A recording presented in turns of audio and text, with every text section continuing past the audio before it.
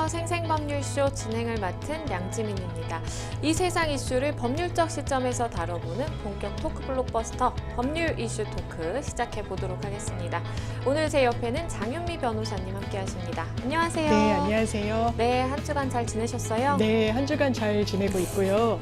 제 주변에도 잼버리 요원들이라고 해야 되네요. 네. 그 학생들이 엄청 많이 좀 주요 곳곳에 다니는 모습을 보고 체감이 되더라고요. 그렇죠. 예. 맞아요. 잘 일정을 마무리하고 네. 돌아갔는데 잠시 후에 이 관련된 이야기도 짚어보도록 하겠습니다.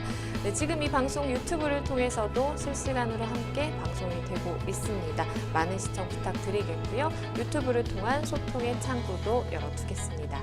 그럼 오늘 법률 이슈 토크에서 나눠볼 이야기들 먼저 함께 만나보시죠. 6호 귀환, 6년여 만에 풀린 중국 단체 관광, 미국 투자 제한 조치에 중국도 맞불, 뉴진스, 아이브도 못 달랜 논란의 잼버리, 이렇게 오늘 세 가지 주제 준비가 되어 있습니다. 어떤 이야기들일지 궁금한데요. 바로 시작해 보겠습니다. 여러분은 지금 생생법률쇼와 함께하고 계십니다.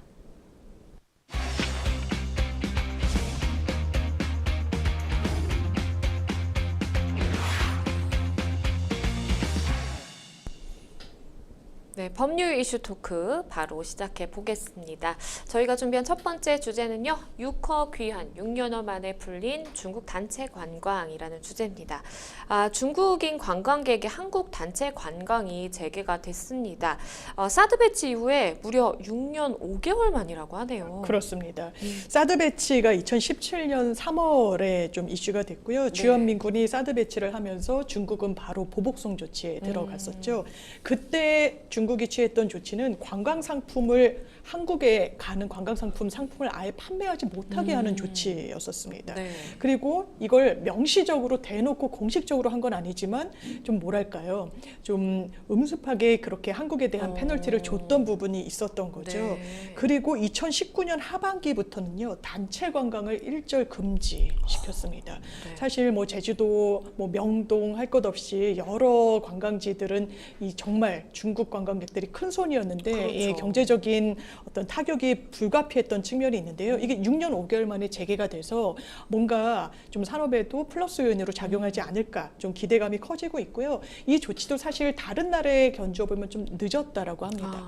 이미 코로나가 좀 잠잠해진 올 1월부터 태국, 인도네시아, 캄보디아, 몰디브 등 20개국에 대해서는 중단됐던 단체 관광을 그 시점에 이미 풀어줬었거든요. 네. 한국은 그로부터 한 7개월이 지나서 이 조치가 취해졌고 3월만 해도 베트남, 몽골, 스페인, 이탈리아, 덴마크, 프랑스 등의 40개가 넘는 국가에도 단체 관광을 허용하는 조치를 중국이 미리 내렸던 바가 있습니다. 조금 늦었지만 어쨌든 뭐 한국의 그 단체 관광도 일단은 지금 허용이 다시 됐는데 중국이 한국행 단체 여행을 전면 허용하자마자 단 하루 만인 11일 중국발 크루즈선 53척이 제주 방문을 예약했다라고 하네요. 제주도 그렇습니다. 정말 좋아하는 것 같아요. 맞습니다. 제주도에 따르면요. 이 중국 정부의 단체 관광 전면 허용 발표 바로 그날을 기점으로 했을 때 중국 상하이에서 출발하는 크루즈선 무려 53척이 제주도 기항을 신청했다고 합니다. 네. 기항이란 말이 저도 좀 어려워서 찾아봤더니요. 목표치가 아니라 이 항구를 거쳐서 경유해서 다른 곳으로 갈 때 이 중간 지점에 정박하는 걸 기항이라고 하더라고요. 그렇다면 중국발 크루즈선은 이 제주도를 거쳐서 일본으로 나중에는 빠져나간다고 하는데요. 일단 한 배, 한 유람선에 보통 수백 명, 적게는 수백 명이 타고요. 많게는 수천 명까지가 탄다라고 합니다. 굉장한 규모죠. 그러네요. 그러니까 50척이 넘으면 그 관광객 숫자만도 상당한데 일단 과거의 수치를 보더라도요. 2016년도 크루즈 관광객이 연간 120만 명이 한국을 왔었다고 합니다. 이게 한국이라고는 하지만 거의 제주도라고 보는 게 맞을 텐데요. 네. 그래서 제주도의 뭐 면세점, 뭐 동문시장 이런 곳들을 많이 과거에도 방문했었기 때문에 이번에 단체 관광이 허용되면서 이곳들 다시 재정비하고 있다라고 하고요. 당시에 이곳들은 줄을 너무 서서요. 네. 굉장히 발 디딜 틈이 없었다라고 하고 자료 영상을 보더라도 굉장히 한국 화장품이 그때 각광을 많이 받았기 때문에 면세점에서 한국 화장품, 한국 물건, 뭐 그리고 뭐 인삼 등을 구입하는 중국인들이 상당히 많았었는데 네. 아마 다시 한번 이 단체 여행이 재개되면서 비슷한 풍경이 또 펼쳐지지 않을까 생각되는 부분이 있고 지역 경제 활성화에도 큰 영향을 미칠 것 같습니다. 그러게요. 이 제주 경제 활성화에도 굉장히 큰 영향을 줄 것 같아요. 사실 이제 제주도 같은 경우에 이제 너무 많이 비싸졌다, 물가가 너무 올랐다라고 해서 국내 여행객의 발길이 지금 급감한 상태라고 하더라고요. 제주도에 갈 바에야 돈을 조금만 더 보태면 이제 해외도 갈 수 있으니까 많은 분들이 좀 제주를 많이 찾고 있지는 않나 봐요. 그러니까 언론에 사례가 보도되고 있는 것들을 보더라도요. 네. 원래는 가족들끼리 2박 3일 제주도 여행 가기로 했다가 숙박 알아보고 인근 식당 예약하고 너무 하니까 비싸죠. 너무 비싸서 그러면 인근 동남아나 아니면 일본을 갈까라고 발길을 돌리시는 분들이 상당히 많다고 하세요. 네. 그래서 뭐 언론 보도 일부를 보더라도 제주도 여행을 계획했다가 후쿠오카를 가신 분 인터뷰를 보면 내가 처음에 제주도 숙박업소 예약하려고 봤더니 막 몇십만 원 정도였고 그 돈이면 해외 비행기 값 조금 더 들여서 외국을 나가는 게 낫겠다라고 판단했다는 건데요. 실제로 국내 대표 관광지인 이 제주도에 여행객이 줄면서 제주도 소비 지표 2년 만에 감소를 했다라고 합니다. 그렇다면 이 소비가 활성화되고 있지 않은 원인이 어디 있을까를 점검을 해봤더니 제주도 안에서 소비가 많이 이루어져야 되는데 그리고 그 대부분이 관광객들이 했던 소비인데 다 해외로 어떤 그 목적지를 이동을 하면서 소비도 상당히 주춤한 상태라는 게 지금 제주도의 설명입니다. 그런데 이렇게 중국인 단체 관광이 이제 허용이 되다 보니까 제주도가 중국인 관광객 유치를 위해서 뭔가 광폭 행보에 나선다라는 이야기도 있더라고요. 제주도는 상당히 호재를 만났다라고 평가하고 있는 것 같아요. 그동안에도 중국이 다른 나라 단체 관광 풀어주는 동안 한국이 좀 지체되고 있을 때도 끊임없이 중국에 요청을 공식적으로 했다라는 겁니다. 대한민국에도 한국에도 단체 관광을 이제는 좀 허용해달라라고 했고 실제로 허용이 됐기 때문에 여러 대책을 마련하고 있는데요. 일단 관계기관 공동대책회의라고 해서 정부에서 이 관계된 이 관광과 연계된 부처에서 일단 회의를 가지기도 했고요. 오영훈 제주자치도지사 같은 경우에는요.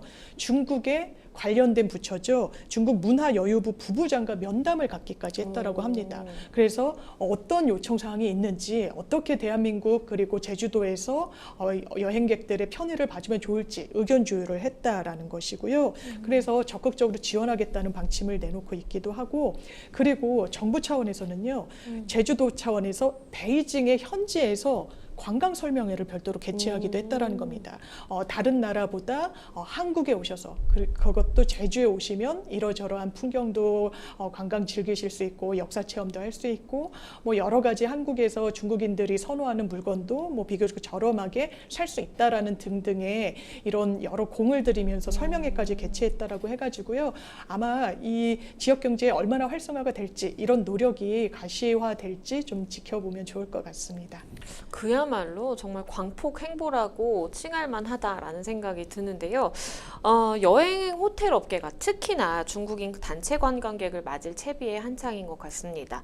6년여간 제한됐던 이 교류가 재개되는 만큼 정말 인프라 마련이라든지 뭔가 좀 세심한 준비가 필요하지 않을까라는 생각도 드는데요. 예, 이게 다 상품이고 돈이잖아요. 그렇죠. 그러니까 기업들은 굉장히 깨알같이 준비를 모색하고 있는 것 같습니다. 보면요, 뭐 적게는 여행업계 같은 경우에는 중국어 가이드 수를 늘리는 거예요. 왜냐하면 그렇죠. 중국어로 안내를 받을 관광객들이 많이 들어올 게 예측되니까 그때 허둥지둥하지 않도록 미리 대비를 하고 있고요. 또 여러 패키지 상품도 개발에 박차를 가하고 있다라고 하는데요. 네. 일단 호텔들도 상당히 분주하다고 합니다. 호텔은 서울로 오는 중국인들을 겨냥해서 서울 시티 투어 그리고 서울 시내에 있는 여러 미술관들과 연계 블록체인 상품 개발, 그리고 이 상품들과 숙박업소를 연계해서 우리 숙박업소, 우리 호텔에서 머물면 어떤 다른 뭐 관광 코스에 대해서도 팁을 주는 이런 상품들 개발에 박차를 가하고 있다라고 하고요. 롯데관광개발 같은 경우에는요, 제주 드림타워 복합 리조트 카지노에 무려 직원 400명을 추가 채용해 놓은 상황이라고 합니다. 이게 외국인 전용이기 때문에 중국인 관광객들도 많이 이용을 하는 카지노 시설이기 때문에 미리 대비를 하고 있는 것이고요. 네. 또 여러 리조트들에서는 중국인 관광객들이 불편을 겪지 않도록 주문 방식, 요즘은 태블릿 PC로도 많이 그렇죠. 하잖아요. 그러니까 한국어, 일본어, 영어로 돼 있었던 거에서 중국어 당연히 기본적으로 장착을 추가로 해서 이제는 4개 국어로 주문을 넣을 수 있는 시스템 다 마련을 해놨다라고 하고요. 여러 유통업체들, 이 외국인 관광객이기 때문에 부가세 환급에 있어서 즉시 환급해주고 그 환급 어떤 비율도 좀 높일 수 있도록 여러 유인책들을 마련해 놓고 있는 상황입니다. 정말 세심하게 좀 준비를 하고 있다라는 생각이 듭니다. 사실 명동 가보면 뭐 한 6년 동안 보면 그 전에는 중국인들이 굉장히 많이 붐볐던 것 같은데 뭔가 좀 거리가 활기가 없는 것 같기도 네. 하고 좀 그런 느낌이 들었거든요. 그런데 이렇게 6허가 다시 기원한다라고 하니까 명동 거리도 다시 활기띠지 않을까라는 기대를 많이 하더라고요. 네, 그 기대를 그 인근 상인분들도 많이 하고 계시는 것 같아요. 뭔가 침체된 분위기가 없지 않았었던 것 같습니다. 명동 네. 같은 경우에 가장 활력이 넘치는 거리였음에도 불구하고 공실이 나오기도 하고, 그랬죠. 예, 임대가 제대로 잘 이루어지지 않는 부분들도 있어서 경기 침체의 한 단면이구나 했었는데요. 이 인근 상인들은 상당히 기대감이 커지고 있다라고 합니다. 고깃집 사장님들 같은 경우에는 중국어를 잘하는 직원을 추가로 채용해야 되는 거 아니냐, 뭐 이렇게 인터뷰를 하고 있기도 하고요. 과거부터 계속 화장품 매장을 이렇게 운영했던 분 같은 경우에는 과거에 한 명이 막 수십만 원씩 사가기도 했었다라는 거예요. 한 매장에서만. 그렇다면 그 부분과 관련해서 물건도 더 구비를 많이 해놓고 상권이 살아날 것이다라고 대비를 하면서 또 기대감도 좀 많이 표출하고 있는 그런 상황이겠습니다. 이런 명동에도 중국인 관광객들이 굉장히 많이 몰렸지만 또 하나 생각해 보면 면세점에도 굉장히 많은 이제 중국인들이 몰려서 정말 물건을 휩쓸고 갔다라고도 막 표현을 하고 그랬었는데 국내 면세점들도 분주한 움직임을 보이고 있다고 해요. 그렇습니다. 요즘 뭐 제로페이니 무슨 애플페이니 그렇죠. 많이 활용을 하는데 중국 사람들이 많이 쓰는 알리페이, 유니온페이. 그러니까 우리나라에서는 제대로 이 시설이 안 갖춰진 경우들이 많은데요. 일단 여러 면세점들을 좀 중심으로 중국인들이 많이 이용하는 결제 시스템으로 결제를 할 수 있도록 또 준비를 하고 있다라고도 합니다. 그리고 호텔신라 등 여러 면세점이랑 호텔이 연계된 곳들 같은 경우에는요, 중국인 전용 프로모션 행사를 별도로 기획하고 있고 또 택시를 이용하면 아예 호텔 측에서 교통비를 지원해준다. 이게 비용은 많이 없더라도 뭔가 서비스를 받는 인상을 상당히 강하게 가질 수가 있기 때문에 여러 이런 상품들을 개발하고 있고요. 그리고 심지어 면세점 업체들은 무엇까지 염두를 해두냐고 하면 쇼핑 편의를 위해서 올 때 요즘 워낙에 또 날씨가 덥고 하니까 그렇죠. 한국 분들도 백화점 그리고 대형마트 이런 곳들 많이 가시잖아요. 네. 그래서 교통 체증까지도 이런 중국인 단체 관광객들이 이용하는데 불편이 없도록 잘 만전을 기하겠다라고 밝히고 있는 상황입니다. 와, 이렇게 많은 중국인 관광객이 몰릴 걸 대비해서 교통 체증까지도 이렇게 네. 좀 감안을 하고 생각을 한다라는 게 참 놀라운 것 같습니다. 주식 시장에서도 이렇게 중국인 관광객이 다시금 이제 한국을 찾을 거라는 기대감에 뭐 일부 주식이 급등하기도 했나 봐요. 특히 호텔 관련 주식이 상당히 많이 올랐더라고요. 실제로 단체 관광객을 다시 재개한다, 허용한다라는 소식이 들린 바로 직후에는요, 호텔신라 같은 경우에는 그 전날보다 주식이 17.3% 두 자릿수 이상이 올랐습니다. 네. 종 마감을 할 때 86,800원으로 마감을 했고요. 뿐만 아니라 현대백화점, 신세계백화점 이런 대형 유통체인을 갖고 있는 회사의 주식들도 상당히 상승을 했고요. 또 하나 화장품 업계가 이 중국인들의 소비가 상당히 좀 저감하면서 큰 타격을 받았었는데 그랬죠. LG 생활건강, 아모레 퍼시픽 등 여러 생활용품 그리고 특히 화장품을 제조하는 회사들 같은 경우에도요, 주식이 큰 폭으로 올랐다라고 합니다. 그리고 또 하나 항공사들도 아마 그렇겠네요. 주식에서는 플러스 요인을 가져갈 수밖에 없을 것 것 같은데요. 일단은 여행이 다시 재개가 되면서 중국 노선을 확대하고 있고 대한항공 같은 경우에는 팬데믹 기간에는 여러 노선을 중단하거나 축소했었는데 일단 인천 창사 노선 다시 재개했고요. 인천에서 출발하는 우한, 웨이하이 노선 다시 또 재개할 예정 중에 있다라고 해서 하늘길도 굉장히 활발해질 것으로 보이는 상황입니다. 사실 전 세계적으로 뭔가 경기 침체에 대한 우려가 깊어지다 보니까 이렇게 중국인 관광객들이 다시금 한국을 찾는다라는 뉴스에 뭔가 국내 경제에 훈풍이 불지 않을까라고 기대감을 갖는 분들 굉장히 많으실 것 같아요. 네. 과연 얼마나 좀 도움이 될까요? 한편으로는 GDP에도 상당히 좋은 영향을 미칠 거다라는 예측도 나오고 있지만요. 네. 한편으로는 그 효과라는 건 사실 제한적일 거다라고 이야기를 하고 있지만요. 체감되는 경기 상승 효과는 분명히 있을 것 같습니다. 네. 일단은 관광객 수가 증가하게 돼서 한국 경제의 호재로 작용할 거라는 관측이 많이 나오고 있는데요. 한국은행이 지난 2월 달에 내놓은 보고서가 있습니다. 그 보고서에 따르면 중국인 관광객이 100만 명이 증가하면 한국의 GDP 성장률이 0.08%포인트가 증가하는 그 연관관계, 인과관계를 갖고 있다라고 분석한 보고서가 나온 적이 있습니다. 네. 그래서 올해 단체 여행 그 확대가 이루어지게 되면 팬데믹 직전에 거의 오지 않았던 중국인들 많이 늘어날 수밖에 없을 거고요. 그래서 2019년 그때만 해도 중국인 단체 관광객들이 많이 올 때 300만 명 정도가 왔었는데 네. 그 수준의 절반 정도만 되더라도 GDP가 0.2%포인트 오를 거다. 이런 전망치가 나오고 있어요. 과연 적은 수치는 아니기 때문에 그러게요. 굉장히 좀 기대가 많이 되는 부분도 있고요. 또 일단 지금 우리나라의 여행 수지 적자폭이 상당히 커지고 있습니다. 국내 여행보다 해외 여행을 또 선호하는 부분도 있고 억눌려서 해외를 아예 못 나갔던 부분 때문에 폭발적으로 해외 여행을 가시는 분들이 늘고 있기 때문에요. 한국은행이 지난 8일 발표한 상반기 여행 수지 적자 규모를 집계를 내보면 58억 3천만 달러. 이게 잘 감이 안 오실 텐데 무려 7조 8천억 원 규모에 달한다라고 합니다. 그렇기 때문에 이 부분이 중국인의 어떤 관광이 활성화되면 좀 완화되지 않겠느냐라고 네. 좀 전망이 나오고 있는 상황이기도 합니다.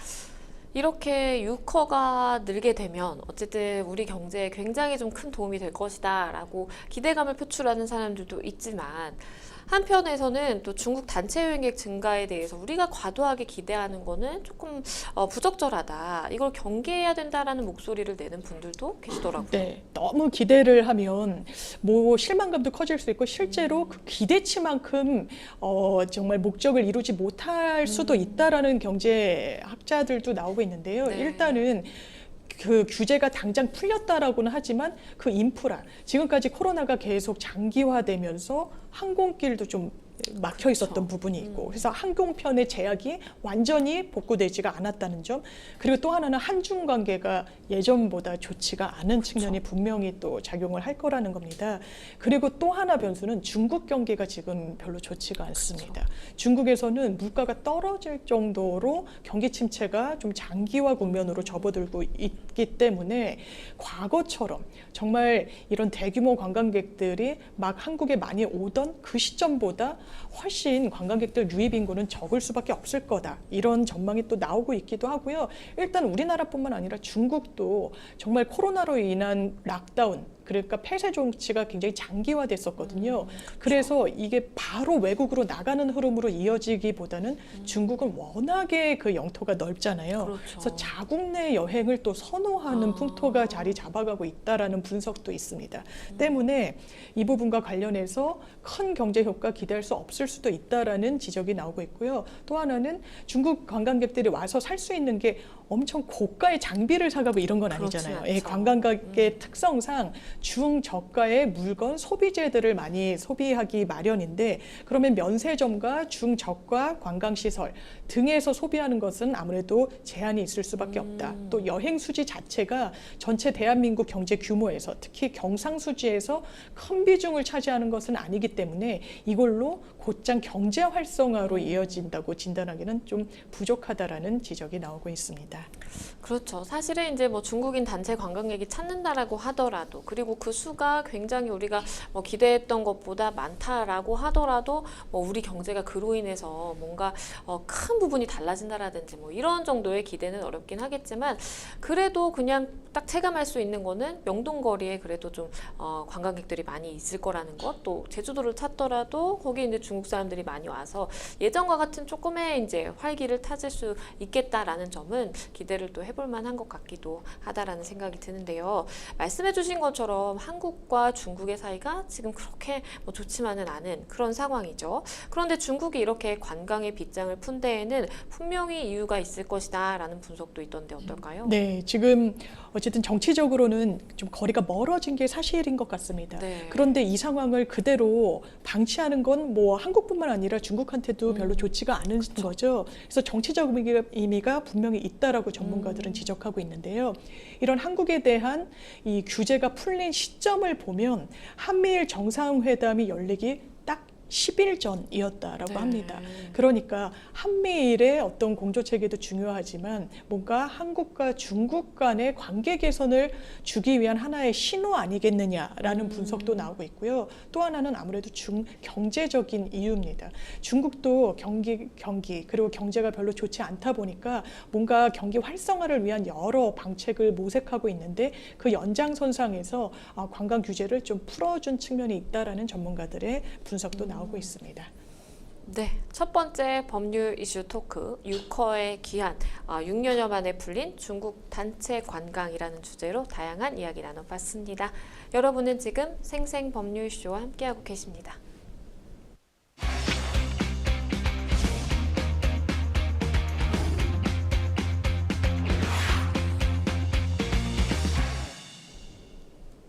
네, 두 번째 법률 이슈 토크로 바로 가보겠습니다. 저희가 준비한 두 번째 주제, 미국 투자 제한 조치에 중국도 맞불이라는 주제입니다. 조 바이든 미국 행정부가 반도체를 포함한 첨단 기술 분야에 대한 대중국 투자를 통제하는 행정명령을 발표를 했는데요. 관련된 내용부터 좀 짚어주시죠. 네, 바이든 대통령이 행정명령에 사인을 했는데요. 네. 그게 상당히 후폭풍이 있을 것 같습니다. 현지 시각으로 9일 이 내용을 살펴보면요. 미국 자본이 중국의 첨단 반도체나 양자정보기술, 인공지능, 굉장히 대규모 투자가 지금도 이루어지고 있는 이 3대 분야거든요. 네. 여기에 기업이든 민간 투자자든 투자를 하려면 미국 정부에 의무적으로 신고를 하도록 했어요. 위축될 수밖에 없는 부분이 그렇겠죠. 있죠.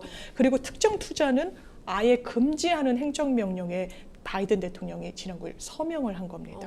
그러면서 미국 국가안보에 위협이 되는 우려 국가의 첨단 기술 개발에 미국 자본이 들어가서는 안 되기 때문에 이런 조치를 내렸다라고 설명을 했는데요. 우려 국가라고 했을 때 포함되는 건 당연히 중국이고요. 그렇겠죠. 중국을 겨냥한 조치이기 때문에 또 중국의 특별 행정구죠. 홍콩, 마카오도 여기에 포함이 된다라고 적시를 했습니다. 그러면서 이 백악관의 설명을 들어보면 이렇습니다. 이런 조치, 상당히 미국은 자본주의의 가장 최선봉에 서 있는 국가에 있는데 투자를, 그것도 민간 투자를 정부에서 제지하겠다는 차원이기 때문에 이게 어떤 맥락이냐, 이런 제도를 왜 시행하는 것이냐라고 물었을 때는요, 이렇게 설명을 했습니다. 일단 중국은 무기 개발, 그리고 중국 군사 현대화 관련한 활동을 직접적으로 지원하는 핵심 기술을 본인들이 확보하려고 상당히 노력을 하고 있다. 그런데 이런 기술이 중국에서 확보가 되도록 하는데 미국 자본이 기여를 하고 있다라는 분석이 나오고 있어서 이 부분과 관련해 미국의 투자를 중국이 악용하는 그 선을 제지하겠다는 취지로 설명을 했습니다. 그러면서 반도체와 마이크로 전자제품, 양자정보 기술, 그리고 특정 인공지능 이 세 가지 분야에 대해서는 이게 상당히 선진 기술이랑도 연루가 된 투자 네, 분야잖아요. 그렇죠. 그래서 이 투자가 뭔가 중국이 미국의 기술 그리고 군사력에 있어서 앞서 나가게 하기 위한 하나의 전제가 될 것을 좀 염려하고 저어한 조치라는 분석이 나오고 있습니다. 이렇게 행정명령을 발표를 했는데 여기에 더불어서 이 바이든 대통령 돌출 발언을 하기도 했습니다. 중국 정부를 이야기를 하면서요, 악당이라고 네. 이제 칭하기도 하고요. 또 중국의 경제 문제를 언급하는 과정에서 시한폭탄이라는 굉장히 좀 글쎄요 자극적인 언어를 사용을 했어요. 그렇습니다. 이거는 이 투자 제한 조치가 지난 9일에 있었다라고 네. 했잖아요. 이틀 뒤에 이 바이든 대통령이 참석하는 이 어떤 행사가 있었습니다. 네. 정치 자금 모금 행사였었는데요. 이 자리에서도 아마 관련 질문이 나왔을 수도 있고 워낙에 큰 현안이 처리한 직후라서 그런지 이렇게 바이든 대통령이 언급을 했다라고 합니다. 우리는 중국을 상대해야 하는 상황인데 중국은 많은 경우에 똑딱거리는 시한폭탄과도 같다라고 시한폭탄의 비유를 하면서요. 현재 중국은 공경에 처해 있고 이런 상황은 좋지가 않다라고 볼 수밖에 없는데 왜냐하면 악당들은 문제가 생기면 나쁜 짓을 하기 때문이다 라고 얘기했습니다. 악당이라고 중국을 표현한 점, 그러네요. 나쁜 짓을 할 수 있다라고 언급한 점. 그래서 이것도 현지에서도 돌출 발언이다. 이 부분은 좀 그렇겠네요. 너무 나아간 거 아니냐라는 지적이 나오기도 했는데요. 중국은 미국의 견제를 받으면서도 미국이 상당히 신경을 쓰는 나라이기도 합니다. 네. 그래서 미국의 여러 장관들이 최근에도 굉장히 관계가 나빠지는 와중에서도 중국에 실제로 가서 언론 그 보도에 상당히 좀 화제가 됐던 장면이 90도로 고개를 숙여서 인사를 하고 뭐 이렇게 화답을 하거든요. 그러니까 어떻게든 관계 유지를 그렇죠. 서로 간에 해 나가는 와중에 조 바이든 대통령이 시한폭탄이다, 악당이다, 나쁜 짓을 할 거다라고 얘기를 해서 이게 또 외교적인 마찰이 생기는 거 아니냐 우려의 목소리가 내부에서도 나오고 있고요. 네. 근데 이게 처음 있었던 일은 아닙니다. 지난 6월에도요. 바이든 대통령이 정치자금 모금 행사에서 시진핑 중국 국가주석을 아예 대놓고 독재자라고 표현을 한 적이 있었어요. 이제 그 당시 상황은 미국 본토에 중국의 정찰 풍선이 계속 왔다 갔다라고 한다라고 해서 사실 이 두가 간의 갈등이 좀 첨예하게 대립하던 시점이긴 한데 그럼에도 불구하고 타국의 주석을 독재자라고 이야기하는 건 상당히 좀 금기시되는 경우이기도 그렇죠. 해서요. 그 당시에도 상당히 좀 논란이 됐던 적은 있었습니다. 글쎄요, 한 국가의 원수가 다른 국가에 대해서 이야기를 할 때는 굉장히 조심스러울 수밖에 없는데 그것도 이렇게 공개된 자리에서 이제 이야기를 하는 거다 보니까 그럼에도 불구하고 이렇게 자극적인 언어를 썼다라는 점 중국 입장에서 굉장히 기분이 나쁠 수밖에 없을 것 같은데요. 그래서인지 이 중국 정부가 미국의 대중국 첨단 산업 투자 제한 조치 하루 만에 이 미국의 세계무역기구 WTO의 규칙 위반 사항들을 정리한 보고서를 공개를 하면서 맞불을 놨습니다. 어떤 내용들이 담겨 있을까요? 그렇습니다. 중국 상무부가 최근에 보고서를 냈는데요. 네. 미국에서도 접근하기 쉽도록 중국어판뿐만 아니라 영문판으로도 냈다라고 합니다. 네. 그런데 그 내용을 보면요. 미국이 관세나 비관세 장벽, 그리고 자동차, 반도체, 청정에너지, 핵심 광물 등 분야 산업보조금, 농업보조금 등에 있어서 오히려 이 글로벌 스탠다드를 어기고 있다. 너무 자국 중심주의, 자국 산업 보호주의로 가다 보니까 네. 여러 국가의 보조금 제도 이행하고 있지 않고 지식재산권 침해하고 있고 수출 통제하면서 경제 제재를 하고 있다라면서 여러 사례를 모은 그런 보고서를 발간을 한 겁니다. 네. 그러면서요 중국은 이렇게까지 이야기를 했습니다. 미국이 시장경제 원칙을 위배하고 있다 오히려. 네. 오히려 중국은 물론 공산주의 국가를 표방하고 있지만 이 체계는 자본주의를 상당히 많이 그렇죠. 적용하고 있죠. 그런데 그런 공산주의를 표방하고 있는 국가보다도 더 통제를 한다라는 점을 좀 보여주고 싶었던 것 같고요. 심지어는 중국 상무부는 이렇게까지 이야기를 합니다. WTO 회원국들이 게시한 분쟁 해결 건수가 미국을 상대로 한 게 제일 많다. 그만큼 미국이 WTO의 여러 규정들을 어기고 있다라는 점을 강조했던 것으로 보이고요. 또 미국 같은 경우에는 WTO 제소와 관련한 이런 재판부 구성에도 상당히 깊숙이 관여를 해서 공정성 시비를 불러일으키기도 했고 방해하고 절차를 마비시킨 적들도 많다라고 지적을 하면서요. 심지어는 다자무역 체계의 파괴자다라고까지 언급을 했습니다.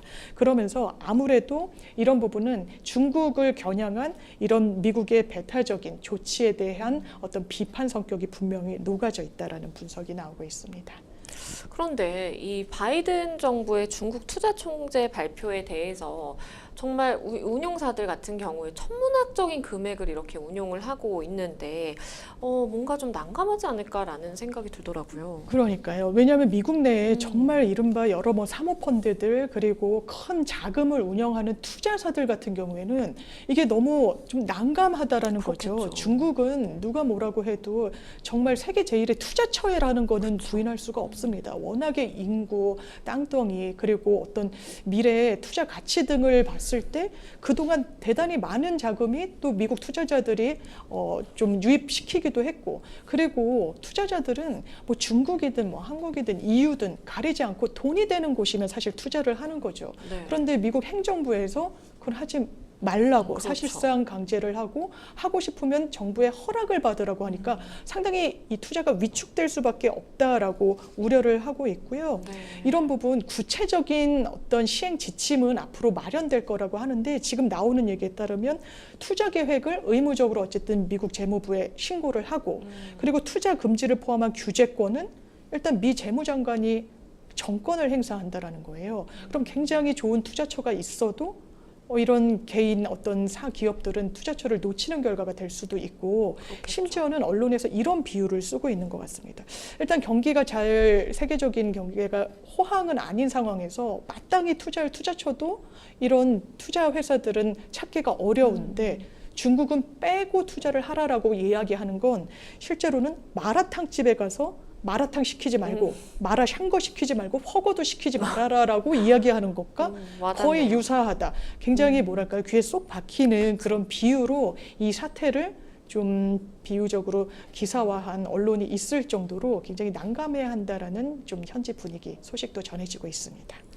그런데 이 미국 정부가 어쨌든 내세운 명분은 핵심 기술, 그러니까 군사 정보 등 이런 핵심 기술 유출을 이유로 투자 제한을 하겠다라는 것인데, 사실은 더 큰 의도가 숨어 있는 거 아니냐라는 이야기도 많이 나오더라고요. 그렇습니다. 이건 중국을 겨냥하는 부분은 분명해 보이고요. 네. 이게 외형적으로는 중국이 군사 기술을 우리의 투자금으로 획득하려고 한다. 어떤 기술에 대한 투자를 받아서 그것들을 굉장히 좋지 않은 용도로 좀 기술 선진화에 쓰고 있다는 취지인데요. 이건 중국 자체를 견제하기 위한 성격이 분명히 있어 보입니다. 미국은 예전부터 뭐 키신저 장관 등이 중국과의 관계를 굉장히 조심스럽게 잘 가져가야 된다라고 이야기를 합니다.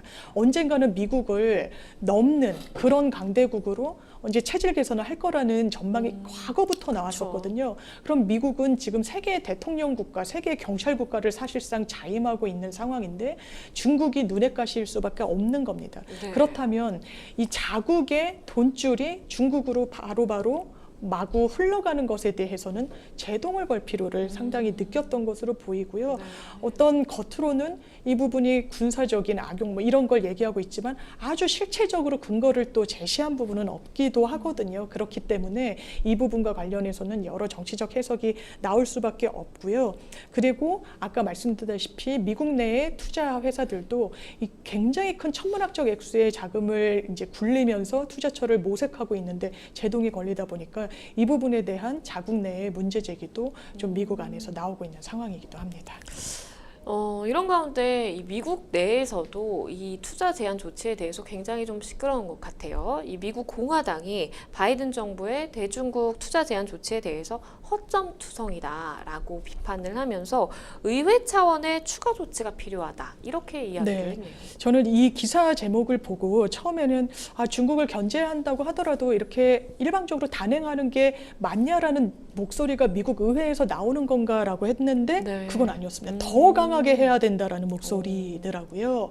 그러니까 미국 민주당 정부는 진보 정권으로 분류가 되잖아요. 네. 그러니까 뭐 다자 외교 이런 부분에 있어서도 어떤 자국의 이익보다는 뭐 이런 부분은 뭐 분배 차원에서 더 접근하기도 하고 이러는데, 공화당에서는 오히려 바이든 정부의 이런 대책이 부족할 수 있다라고 이야기를 하더라고요. 그러면서 바이든 대통령의 행정명령은 일단 옳은 방향으로 가는 건 맞다. 그렇지만 이건 작은 발자국에 지나지 않고 오히려 이 부분에 허점이 많아서 중국 인민해방군 함대가 지나갈 만큼의 구멍과 허점이 많다라고 평가가 나왔다라고 합니다. 네. 그러면서 이 미국의 공화당 의원들은 어떻게 조치해 줄 것까지 요청을 하고 있냐면요. 네. 일단 공산당 계열로 자금이 지금 흘러들어가고 있다라고 보여지는 부분이 있으니까 이런 간접적으로 자본이 흘러가는 것도 우리가 차단을 해야 된다라고 이야기를 하고 있다라고 하고요. 더 나아가서 이거 미국만 자금줄을 동결시킬 게 아니다. 이 미국의 어떤 동맹들. 우방국들, 동맹국들도 같이 동참하도록 해야 된다. 라고까지 목소리를 높이고 있다라고 해서 중국을 견제하는 미국 내 목소리는 특히 의회 차원에서는 그러네요. 상당히 한동안 가속화될 수밖에 없겠다. 이런 측면이 나오고 있고요. 그리고 중국 내 인권 침해 문제, 중국의 군 관련 기업에 대한 미국의 자본 유입 문제에 대해서도 대책이 필요하다라고 추가적인 입장을 내놓고 있습니다. 공화당이 더 이렇게 강경한 목소리를 내고 있는 그런 상황이네요. 이번 조치가 그동안 미국이 중국을 대상으로 펼친 이 디커플링 정책의 세트를 완성한 거다라는 또 평가도 나오던데요. 그렇습니다. 디커플링, 그러니까 커플에서 디, 벗어난다라는 의미라고 합니다. 그래서 탈동조화 정책이라고 해서 미국이 중국을 대하는 정책의 기본 기조가 이 동조화에서 탈피하겠다라는 것이었는데요. 그거는 네. 그만큼 거리를 두겠다는 뜻으로 읽히는 부분이 있고요. 일단 그렇습니다. 수출 규제를 점차 강화하면서 미국으로 들어오는 원래 중국 내 자본, 기술을 차단하는 방침으로 처음에는 디커플링을 추진하다가 이제는 미국에서 중국으로 흘러가는 기술 자본을 통제하는 이런 쌍방향, 양방향의 디커플링을 미국이 정책으로 가져가고 있다라는 조치가 이 분석이 나오고 있고요. 지금까지는 디커플링, 그렇게 거리두기보다는 디리스킹이라고 해서 중국과의 관계에서 어떤 리스크를 제거하는 방식의 어떤 기조를 취해왔지만 이제는 좀 더 거리를 멀게 두고 있다라는 분석이 나옵니다. 그런데 참 걱정이 되더라고요. 우리 경제는 사실 미국과 중국 두 국가의 영향을 굉장히 많이 받는 편인데 이번에 미국의 대중국 투자 제한 조치가 우리나라 경제에 미칠 영향이 좀 클까요? 네, 그럴 수 있죠. 그 미국과 관련해서 이 미국이 중국에 투자줄을 끊겠다 하면 중국에는 어느 나라도 어쨌든 투자 자금을 흘러 들어가기 마련이잖아요. 그렇죠. 그러면 오히려 한국에 호재가 되는 거 아니야라는 분석도 처음에는 좀 단편적이지만 나왔었습니다. 왜냐하면 미국으로부터 투자를 받지 않으면 뭔가 다른 국가한테 그 기회가 열리는 거 아니야라고 했지만 지금 어떤 외교적인 관계상 한국이 그런 선택을 하는 건 사실상 불가능하다라는 전문가들 목소리가 훨씬 많습니다. 지금 미국과 한국의 어떤 동맹 그리고 우방으로서의 지위를 훨씬 강조하고 있는 상황에서 미국이 자국 내에서도 공화당 등에서는 같이 동참하도록 우방국들을 압박해야 된다는 목소리가 나오는 상황에서 중국의 투자처에 한국이 독단적으로 투자를 강행한달지 하는 부분은 이 미국과의 관계 개선에서는 조금 마이너스로 작용할 수가 있어서 한국에 좀 미칠 파장이나 이런 부분을 좀 더 예의주시해야 되는 상황인 것 같습니다. 네. 두 번째 법률 이슈 토크, 미국의 대중국 투자 제한 조치에 대해서 자세히 알아봤습니다. 저희는 또 다음 주제로 넘어가 보겠습니다. 저희가 준비한 세 번째 법률 이슈 토크 주제는요. 뉴진스, 아이브도 못 달랜 논란의 잼버리입니다. 시작부터 끝날 때까지 정말 논란이 많았던 잼버리였던 것 같아요. 많은 국민들이 정말 두 눈을 부릅뜨고 지켜본 그런 잼버리, 이번 새만금 잼버리인데요. 그 일련의 과정들에 대해서 변호사님은 좀 어떻게 평가하시나요? 저는 잼버리를 뉴스로만 보다가 네. 아까 말씀드린 것처럼 주말에 이제 경복궁 인근 등지를 갔더니 정말 외국 학생들이 이 잼버리 복장을 하고 많이 있더라고요. 근데 뉴스를 봤더니 이 아이들이 얼마나 큰 고충을 겪었는지를 많은 국민들이 알고 계시잖아요. 네, 그렇죠. 그러니까 20대 청년이 40명의 아이들에게 편의점에 데려가서 아이스크림을 사줬다. 아이고. 네, 이런 기사들. 그래서 한국 국민들은 상당히 좀 뭐랄까요, 마음을 많이 쓰는구나라는 생각이 들었는데 거기에 반면 이 정부에서는 또 책임 있게 이 부분을 매듭지어야 되는 정부 부처는 여러 책임 공방을 정치권에서 가져가는 걸 보고 국민의 어떤 수준을 정치권이 못 따라가는구나라는 생각도 크게 해봤습니다. 굉장히 많은 논란들이 있었죠. 일단은 촉박한 일정과 그리고 태풍 카눈의 영향으로 마지막까지 정말 긴장의 끈을 놓지 못했던 것 같은데요. 폐영식과 그리고 K-팝 콘서트죠. 이 슈퍼 라이브 콘서트가 11일에 열렸습니다. 서울의 이제 상암 월드컵 경기장에서 열렸는데 총 18개 팀이 출연을 했다라고 전해지더라고요. 그렇습니다. 이게 상당히 졸속 아니냐 여러 또 논란도 있었죠. 원래는 행사 기간 중에 그랬죠. 잼버리 그 인근에서 K-팝 콘서트가 열리기로 했는데 여러 난맥상이 나오면서 사실상 피날레 행사로 예정이 됐던 겁니다. 그러면서 일정이 바뀌니까 장소도 정말 우왕좌왕했었던 거예요.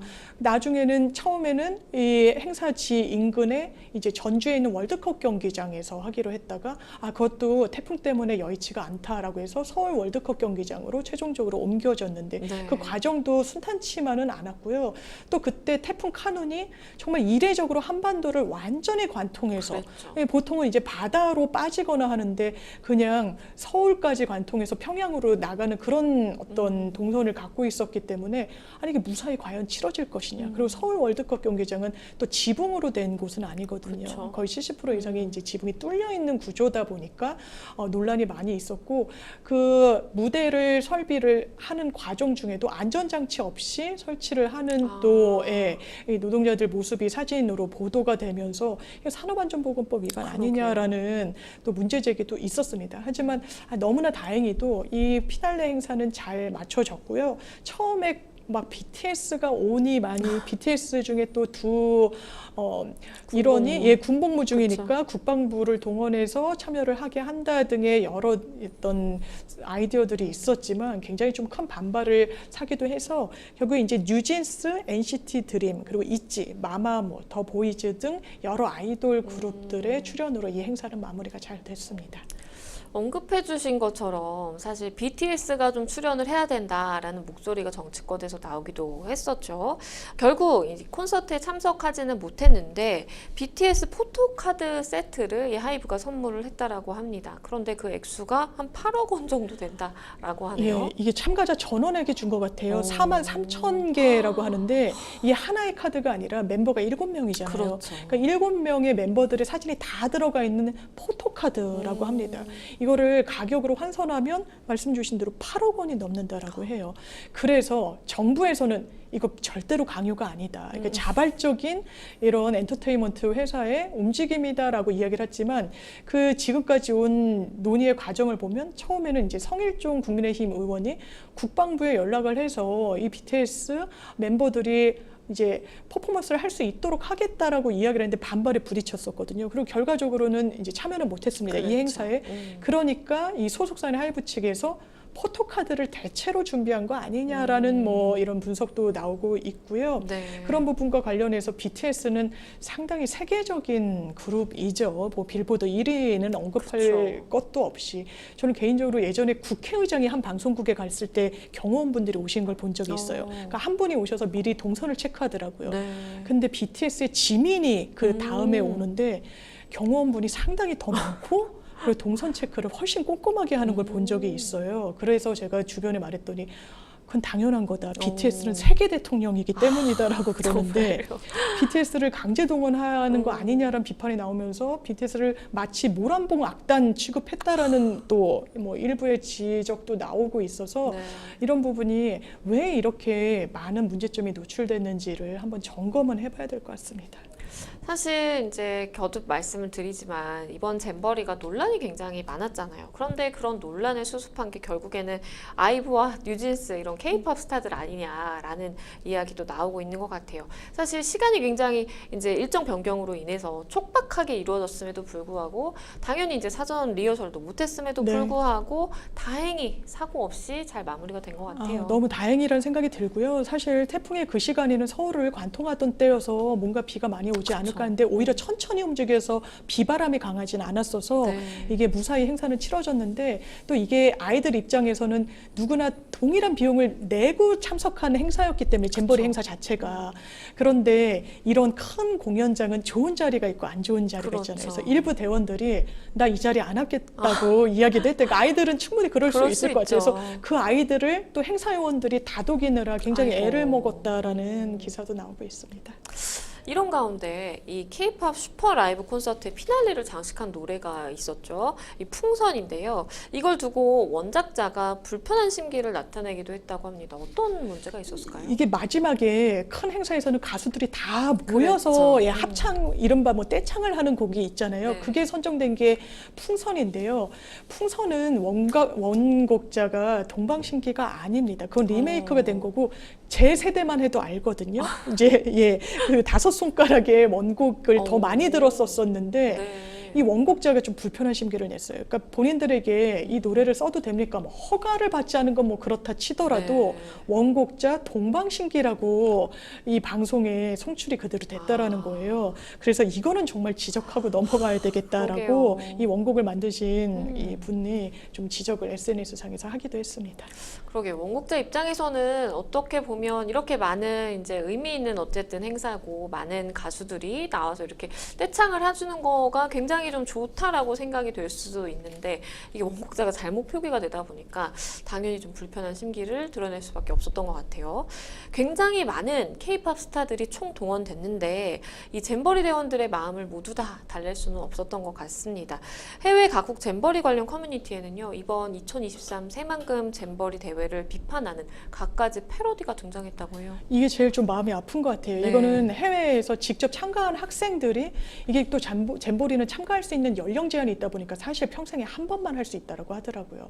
그런데 이 올린 사진들을 보면요. 이를테면 이런 겁니다. 앞은 아주 정장을 딱 입고 있어요. 그런데 그 뒷모습이 거울에 비친 모습을 보면 아주 너덜너덜 옷이 다 떨어진 겁니다. 그러면서 이 학생들이 뭐라고 했냐. 한국의 미디어라고 한 거예요. 한국 언론은 이 평판을 신경을 써서 굉장히 이 메이크업 한 상황을 보여주는데 급급하다라는 취지로 올린 것 같고요.